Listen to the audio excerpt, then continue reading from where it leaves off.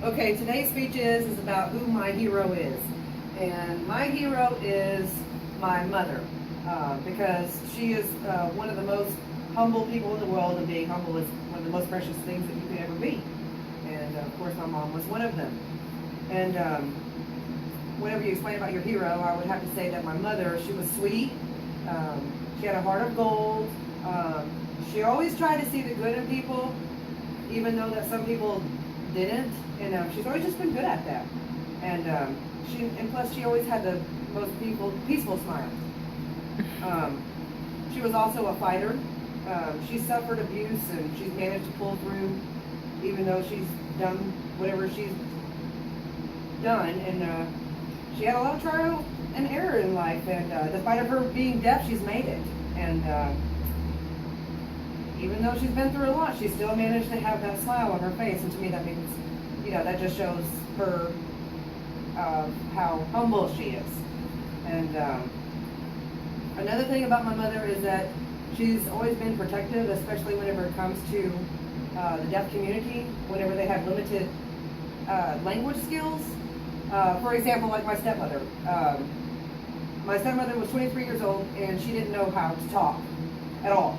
And she grew up, and her whole family didn't even know how to communicate with her. And my mother was one of the ones, when she met her, she stepped in and she helped her get through life and taught her sign language and went from there. That was that. And let's see, she's always showed compassion towards things because of the things that she's dealt with. So it was easier for her to show empathy towards others whenever they just were going through things in life as well and didn't know how to handle it. And since she's been there and had experience, she's always been there to help kind of pick them up in a sense, because she knew what it was like to feel lost. And that she was just really good at that. Another person, I know this is, they say one hero, but another person I would have to say is my grandmother, which is my mother's mom. She's always been a hero in my eyes, because after learning what people do, how many deaf people grow up with parents that don't know how to communicate with them. My grandmother saw the importance in that. She's always made sure that she wanted to be able to communicate with my mother, so she learned sign language. And she also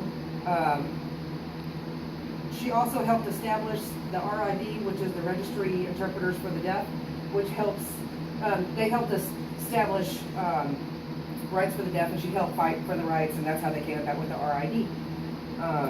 She was just really supportive of my mother, and I just love the fact that she even learned sign language. And the moral to the story is that my mom is a hero, and she will always be missed in this world. And also, life is too short to be bitter and angry. We all should take note, because that will not get us anywhere.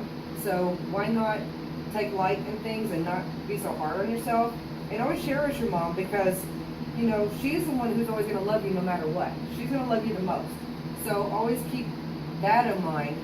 And that's that. My mom is my hero, and my grandmother is a hero as well for supporting my mother in her deafness. Excuse me, that's it. Any questions? I have a question. So how did your mother and your stepmother become friends for your mom to help her? My mother met my stepmother at some place where she was not in a good situation. And my stepmother was, all she could do was cry, because she didn't know how to communicate with anybody. And when my mother saw that, she stepped in, and she just pretty much put her under her wing and helped her through life. And you got one of her you didn't like, Linda loved to eat. Yeah, she did love to She eat. did love food. That she did love to eat. So we didn't see Wendy's mama, because Thanksgiving, after she passed, I missed her, because she was going to sit there. I was going to see what I don't make no more. I wanted to see just what she would eat. And she loved food. That's true. She did that. That's true. So what's your grandmother's name, in case we want to look it up to see what she did and what she grew? Oh, her name is Betty Finn. Finn. 2 N's. Now, I have one question. Now you say your grandmother, the mother of your mother, she helped start the SID. RID. RID. I'm sorry, RID. Now,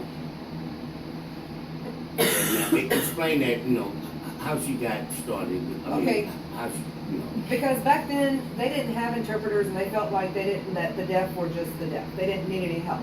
So they saw that there was a high demand for interpreters, even though a lot of people didn't take that serious. So my grandmother was one of the people that was part of other people that felt the same strongly about how people need an interpreter when they go to the doctor's office, Social Security, anywhere in life, they need an interpreter because they can't talk. Yeah. And plus the way that they write is completely different from what English people, like hearing people, write down. They're just different. And so you need an interpreter to be able to interpret that. And so there's a lot of people that really don't take that serious. And that's another serious issue. And I'm pretty sure I'll be talking about that one day. But Really? Now, now, with them saying that, you say it's a serious issue. Do the government take it, or Congress? You know, like, are there any like, well, you know, congressional or like proposition votes, or you know, the Yeah. hoopla. yeah, they had to go to Washington D.C. and they had to fight for the right of, just establish